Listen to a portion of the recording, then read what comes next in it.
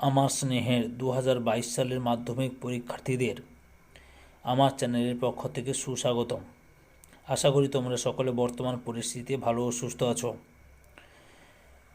2022 সালে মাধ্যমিক পরীক্ষার্থীদের জন্য এবিটিএ টেস্ট পেপার 2021-22-এর 271 নম্বর পেজের ইতিহাসের যে প্রশ্নপত্রটি রয়েছে সেই প্রশ্নের এমসিকিউ ও এসিকিউ প্রশ্নের উত্তরগুলি আলোচনা করছি।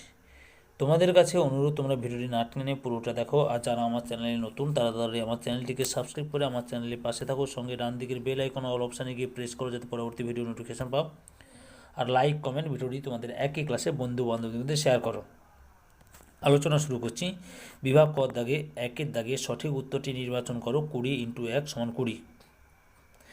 1.1-এর দাগে ভারত অলিম্পিক গেমসে হকি প্রতিযোগিতায় প্রথম যোগদান করে 1920 খ্রিস্টাব্দে, 1925 খ্রিস্টাব্দে, 1928 খ্রিস্টাব্দে, 1930 খ্রিস্টাব্দে। সঠিক উত্তরটি হল অপশান গতে 1928 খ্রিস্টাব্দে। পরে 1.2-এর দাগের প্রশ্ন, কলকাতায় প্রথম নাটক মঞ্চস্থ হয় বেঙ্গল থিয়েটারে, মিনার্ভা থিয়েটারে, স্টার থিয়েটারে, একাডেমি অফ ফাইন আর্টসে। সঠিক উত্তরটি হলো অপশান গতে স্টার থিয়েটারে। এরপরে 1.3-এর দাগের প্রশ্ন, 71-এর ডায়েরি গ্রন্থটি লিখেছিলেন সুফিয়া কামাল, সরলা দেবী চৌধুরানী, মণিকুন্তলা সেন, আশাপূর্ণা দেবী। সঠিক উত্তরটি হলো অপশান কতে সুফিয়া কামাল।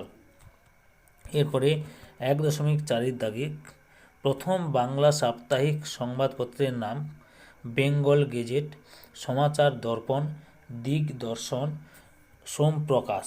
সঠিক উত্তরটি হলো অপশান খতে সমাচার দর্পণ। এরপরে 1.5-এর দাগে কলকাতা বিশ্ববিদ্যালয়ের প্রথম চ্যান্সেলর ছিলেন Lord Canning, William Colvile, Gurudas Bandyopadhyay, sir Ashutosh Mukhopadhyay. সঠিক উত্তরটি হলো অপশান কতে লর্ড ক্যানিং।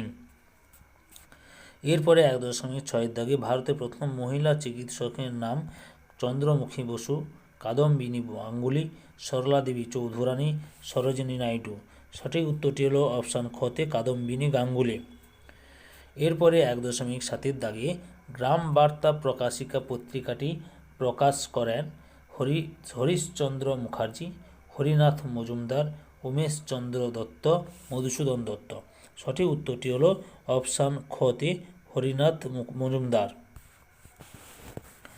এরপরে 1.8-এর দাগে রামকৃষ্ণ মিশন প্রতিষ্ঠিত হয় 1885 খ্রিস্টাব্দে, 1897 খ্রিস্টাব্দে, 1997 খ্রিস্টাব্দে, 1985 খ্রিস্টাব্দে। সঠিক উত্তরটি হলো 1997 খ্রিস্টাব্দে, যেটি অপশান গতে রয়েছে। এরপরে 1.9-এর দাগে হুল কথাটির অর্থ হলো ঈশ্বর, স্বাধীনতা, অস্ত্র, বিদ্রোহ। সঠিক উত্তরটি হলো অপশান ঘতে বিদ্রোহ। এরপরে 1.10-এর দাগে চুয়ার বিদ্রোহ সংগঠিত হয়েছিল দক্ষিণবঙ্গে, উত্তরবঙ্গে, জঙ্গলমহলে, নেপালে। সঠিক উত্তরটি হলো অপশান গতে জঙ্গলমহলে। এরপরে 1.11-এর দাগে তিতুমির যে বিদ্রোহের সঙ্গে যুক্ত ছিলেন তা হলো পাবনা বিদ্রোহ, বারাসাত বিদ্রোহ, সন্ন্যাসী ফকির বিদ্রোহ, চুয়ার বিদ্রোহ। সঠিক উত্তরটি হলো অপশান খতে বারাসাত বিদ্রোহ। এরপরে 1.12-এর দাগে দাদন কর্তা অর্থ হলো অগ্রিম অর্থ, বেকার শ্রম, কর, বিদ্রোহ। সঠিক উত্তরটি হলো অপশান কতে অগ্রিম অর্থ। এরপরে 1.13-এর দাগে সিপাহী বিদ্রোহের প্রথম শহীদ ছিলেন মঙ্গল পাণ্ডে, নানা সাহেব, তাঁতিয়া টোপি, দ্বিতীয় বাহাদুর শাহ। সঠিক উত্তরটি হলো অপশান কতে মঙ্গল পাণ্ডে। এরপরে 1.14-এর দাগে ডিসকভারি অফ ইন্ডিয়া গ্রন্থের রচয়িতা হলেন জওহরলাল নেহেরু, বিনায়ক দামোদর সাভারকার, রমেশচন্দ্র মজুমদার, রমিলা থাপ্পার। সঠিক উত্তরটি হলো অপশান কতে জওহরলাল নেহেরু। এরপরে 1.15-এর দাগে ভাইসরয় হলেন রাজপ্রতিনিধি, রাজদূত, রাজ্যপাল, প্রধানমন্ত্রী। সঠিক উত্তরটি হলো অপশান কতে রাজপ্রতিনিধি। এরপরে 1.16-এর দাগে ভারতের জাতীয়তাবাদের জনক বলা হয় ঋষি অরবিন্দকে, স্বামী বিবেকানন্দকে, ক্ষুদিরাম বসুকে, বঙ্কিমচন্দ্র চট্টোপাধ্যায়কে। সঠিক উত্তরটি হলো অপশান খতে স্বামী বিবেকানন্দকে।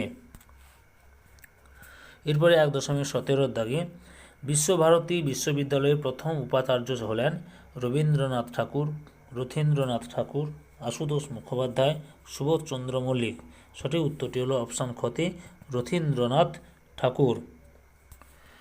1.18 দাগে পদার্থবিদ্যায় নোবেল পুরস্কার পান মেঘনাথ সাহা, মহেন্দ্রলাল সরকার, সিভি রামান, জগদীশচন্দ্র বসু।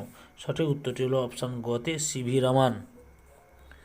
1.19 দাগে বেঙ্গল টেকনিক্যাল ইনস্টিটিউট যে নামে পরিচিত ছিল তা হলো কলকাতা বিশ্ববিদ্যালয়, যাদবপুর বিশ্ববিদ্যালয়, কল্যাণী বিশ্ববিদ্যালয়, বিদ্যাসাগর বিশ্ববিদ্যালয়।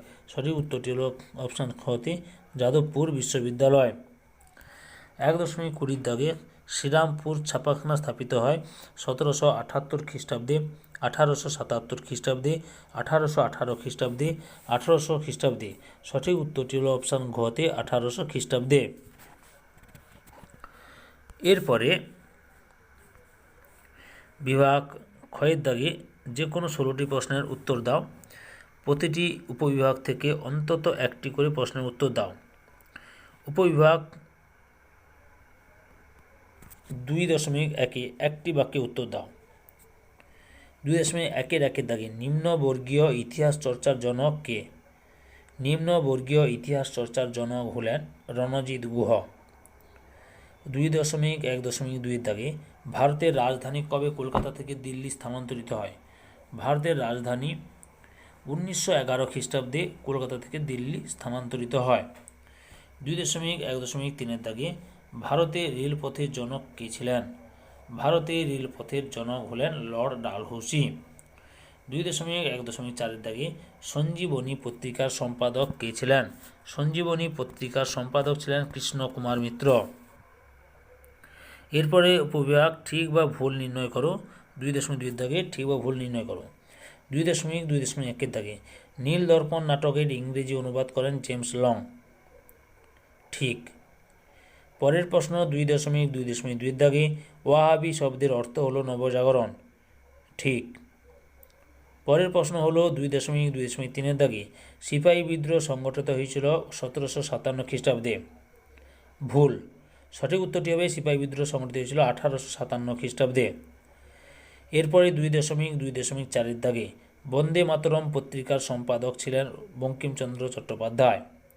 ভুল। বন্দে মাতরম পত্রিকার সম্পাদক ছিলেন অরবিন্দ ঘোষ। এরপরে উপবিভাগ 2.3 ক স্তম্ভের সঙ্গে খ স্তম্ভ মেলাও। ক স্তম্ভে রয়েছে ডক্টর মহেন্দ্রলাল সরকার, জগদীশচন্দ্র বসু, আশুতোষ মুখোপাধ্যায়, রবীন্দ্রনাথ ঠাকুর। খ স্তম্ভে রয়েছে শান্তিনিকেতন ও বিশ্বভারতী, কলকাতা বিশ্ববিদ্যালয়, বসু বিজ্ঞান মন্দির, IACS। তাহলে তোমরা দেখো উত্তরগুলো কী হবে।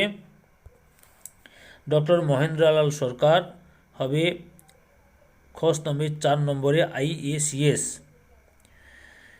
জগদীশচন্দ্র বসু খ স্তম্ভে 3 নম্বরে বসু বিজ্ঞান মন্দির। এরপরে 2.3.3 রয়েছে আশুতোষ মুখোপাধ্যায়, এর সঙ্গে হবে খ স্তম্ভে 2 নম্বরে কলকাতা বিশ্ববিদ্যালয়।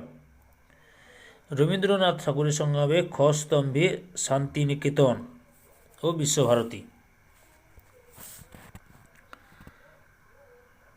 এরপরে উপবিভাগ 2.5 দাগে নিম্নলিখিত বিবৃতিগুলির সঙ্গে সঠিক বাক্যটি নির্বাচন করো। 2.5.1 বিবৃতি 1872 খ্রিস্টাব্দে ব্রিটিশ সরকার 3 আইন পাশ করেন। ব্যাখ্যা 1 ব্রাহ্ম সমাজ আন্দোলনের ফলে সরকার এই আইন পাশ করে। ব্যাখ্যা 2 এর আগে 2টি আইন পাশ হয়েছিল। ব্যাখ্যা 3 প্রতি বছর সরকারকে 3টি আইন পাশ করতে হয়। এখানে সঠিক ব্যাখ্যাটি হবে ব্যাখ্যা 1 ব্রাহ্ম সমাজ আন্দোলনের ফলে সরকার এই আইন পাশ করে। এরপরে 2.5.2 দাগে বিবৃতি ইংল্যান্ডে তথা ইউরোপের বাজারে নীলের দারুণ চাহিদা ছিল। ব্যাখ্যা 1 নীল রং থেকে ওষুধ তৈরি হয়। ব্যাখ্যা 2 শিল্পীরা ছবি আঁকার জন্য নীল ব্যবহার করতেন। ব্যাখ্যা 3 কাপড় রং করার জন্য রঞ্জক পদার্থ হিসেবে নীল ব্যবহৃত হতো। তাহলে সঠিক ব্যাখ্যাটি হলো 3 নম্বর ব্যাখ্যা, কাপড় রং করার জন্য রঞ্জক পদার্থ হিসেবে নীল ব্যবহৃত হয়। এরপরে 2.5.3-এর বিবৃতি, 19 শতকে সভা সমিতির যুগ বলা হয়। 19 শতকে সভা সমিতির যুগ বলা হয়। ব্যাখ্যা 1, 19 শতকে সভা সমিতিগুলি দেশের তালিকা শক্তি ছিল। ব্যাখ্যা 2, ব্রিটিশ সরকার সভা সমিতিগুলির মতাদর্শ অনুযায়ী দেশ শাসন করত। ব্যাখ্যা 3, 19 শতকে ভারতের বিভিন্ন অঞ্চলে বেশ কিছু রাজনৈতিক প্রতিষ্ঠান গড়ে ওঠে। সঠিক উত্তরটি হলো ব্যাখ্যা 3, 19 শতকে ভারতের বিভিন্ন অঞ্চলে বেশ কিছু রাজনৈতিক প্রতিষ্ঠান গড়ে ওঠে। এরপরে 2.5.4-এর বিবৃতি, ভারতীয় জাতীয়তাবাদ বিকাশে ভারত সভার ভূমিকা অনস্বীকার্য। ব্যাখ্যা 1, ভারত সভার সর্বভারতীয় চরিত্র ছিল। ব্যাখ্যা 2, ভারত সভার সদস্যরা নিয়মিত বন্দে মাতরম গান গাইতেন। ব্যাখ্যা 3, ভারত সভার সদস্যরা অত্যাচারী ইংরেজ শাসকদের হত্যা করত। এখানে সঠিক উত্তরটি হলো 1 নম্বর অপশান, ব্যাখ্যা 1, ভারত সভা সর্বভারতীয় চরিত্র ছিল। ওকে,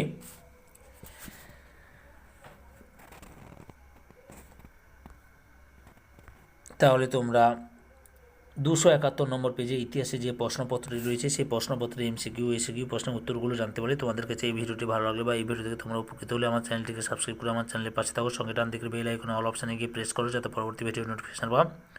আর লাইক কমেন্ট ভিডিওটি তোমাদের একই ক্লাসের বন্ধু বান্ধবীদের মধ্যে শেয়ার করো। যারা অলরেডি আমার চ্যানেলটিকে সাবস্ক্রাইব করেছো এবং এই ভিডিওটি দেখলে তাদের সবাইকে অসংখ্য ধন্যবাদ।